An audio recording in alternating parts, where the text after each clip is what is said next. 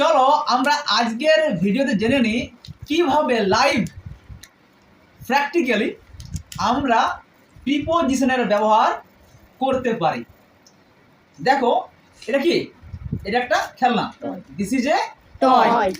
এটা কি, এটা একটা স্টুল দিস ইজ এ স্টুল যদি আমি এটাকে এইখানে রাখি তাহলে এখন এই যে আমাদের টয় বা খেলনাটি কোথায় রয়েছে? The doll is on the stool. The toy is On the stool. বাহ, এবার বলো কোথায় রয়েছে? The toy is over the stool. The toy is Over the stool. এবার কোথায় রয়েছে? The toy is above the stool. The toy is Above the stool. চলো এটা কি, একটা Box. এটা বক্স। যদি আমরা এই টয় বা খেলনাটিকে এই বক্সের মধ্যে পুরে দিই তাহলে এখন খেলনাটি কোথায় রয়েছে? The toy is in the box. The toy is In the box.